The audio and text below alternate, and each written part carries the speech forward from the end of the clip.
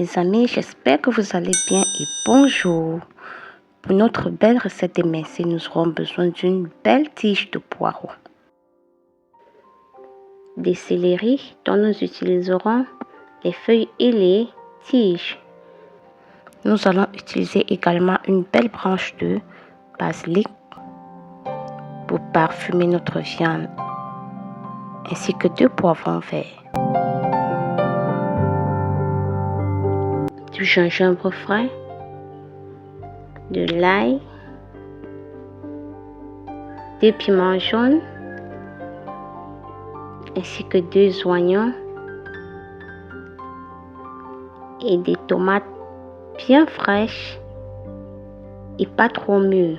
Dans notre cas, nous avons utilisé des tomates dures. Elles sont mûres, elles sont encore dures, elles sont pas molles, c'est très important. Nous aurons également besoin des haricots verts ainsi que des carottes. Nous avons utilisé 3 grosses carottes et une bonne quantité de haricots verts pour la recette. Comme épices sèches, nous aurons besoin du curry et de notre composition d'épices maison que nous aimons bien, d'un bouquet de thym et d'une feuille de laurier pour parfumer notre viande. Voilà, notre viande a été achetée au marché et émincée directement par notre bouche.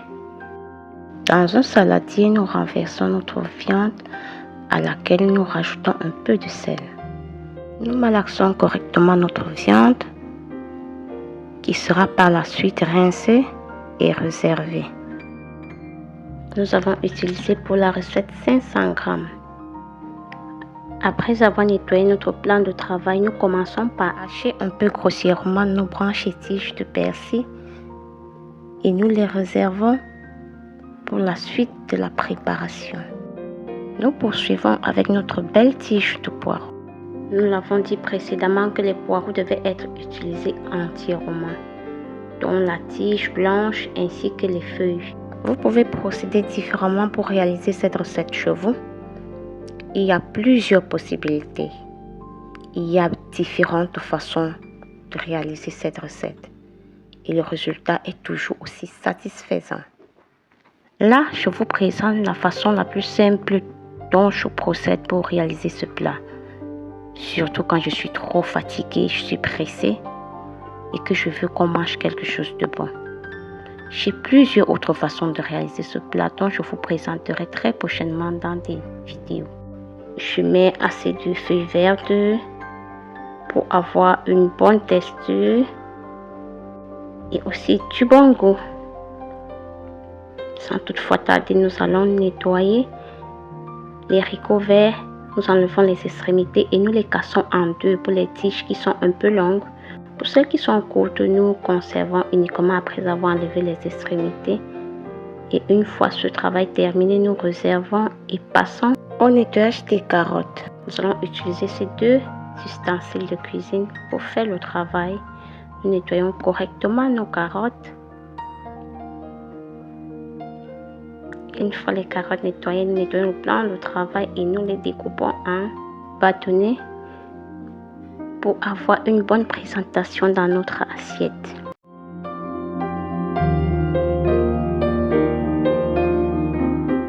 Si vous êtes intéressé par cette recette, n'hésitez pas à la reproduire chez vous, à vous abonner à la chaîne, à liker, partager et commenter toutes les vidéos.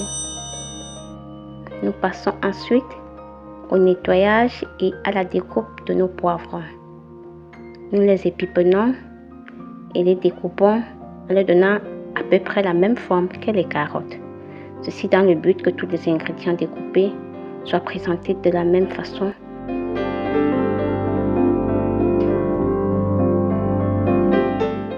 Nous découpons les poivrons et nous passons directement aux oignons. Vous pouvez utiliser tous les légumes que vous aimez, toutes les épices que vous aimez.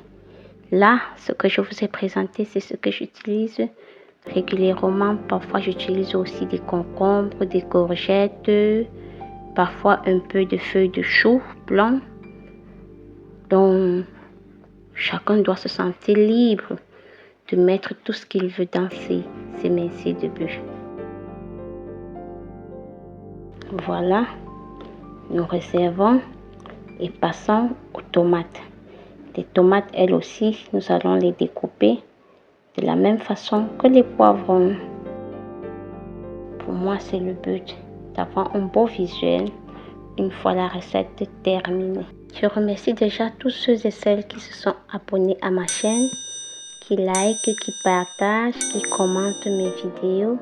J'exhorte toutes ces personnes qui regardent mes vidéos à s'abonner, c'est très important pour moi. Vous pouvez donner à vos légumes la forme que vous aimez.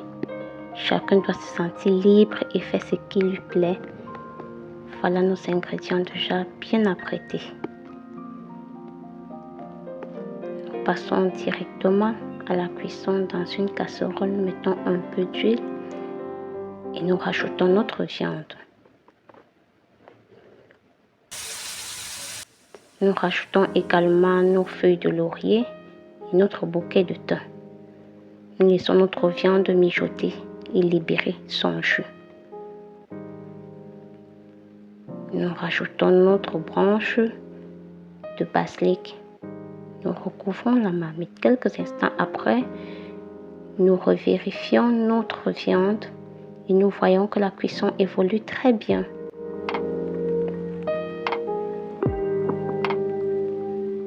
Le parfum qui se dégage est très fort. Très fort.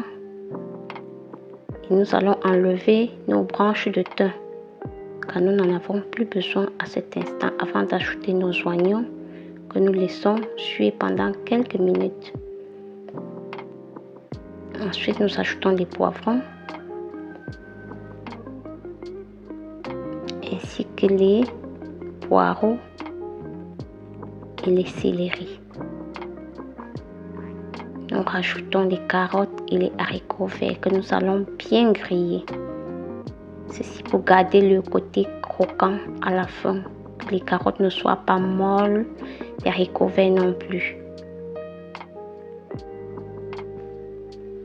En les grillant correctement, les carottes libèrent leur jus et gardent un côté croquant. C'est très agréable lors de la dégustation. C'est pour ça qu'il faut bien griller les carottes. Nous continuons à griller nos carottes environ 15 minutes avant d'ajouter nos tomates fraîches. Nous rajoutons nos épices sèches et nous allons râper notre gingembre. Ceci pour avoir plus de goût.